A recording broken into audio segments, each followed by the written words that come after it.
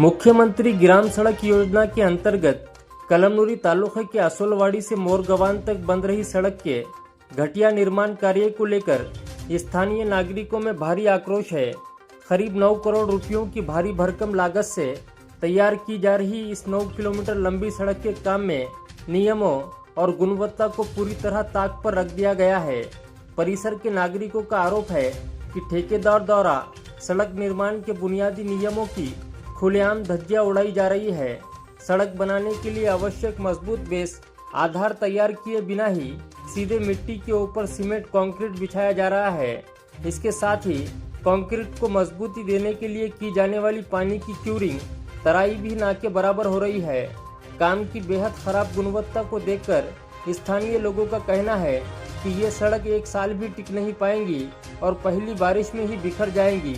करोड़ों रुपयों की लागत से बनने वाला ये मार्ग भ्रष्टाचार और लापरवाही की भेंट चढ़ता दिखाई दे रहा है।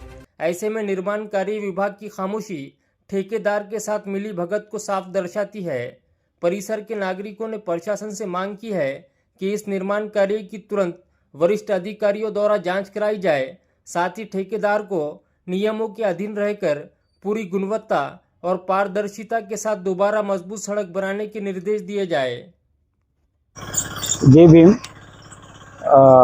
मुख्यमंत्री सड़क योजना अंतर्गत आसोलवाडी ते मोरगान या रस्त्याचे काम जवळपास 2 महिने चालू झालेले आहे। तरी या कामाच्या नियोजनानुसार हे काम निकृष्ट दर्जाचं होत आहे।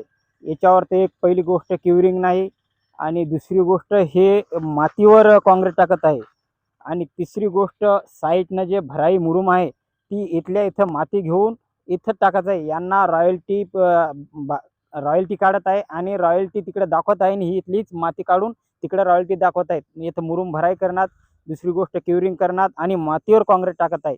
या कामाकरिता आम्ही 3 अर्ज दिले होते, तरी तिन्ही अर्जाची आम्हाला कुठलेही उत्तर भेटलेलं नाही। याच्याकरिता अजून आम्ही निवेदन देणार आहे आणि येत्या तारखेला लवकरच आम्ही उपोषणाला बसणार आहोत।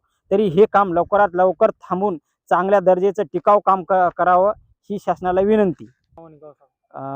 मी प्रबुद्ध पायकराव, भीम टायगर सेना, जिल्हा उपाध्यक्ष हिंगोली, गाव माझं शेनोडी। मी इथला शेनोडीची रहिवासी आहे।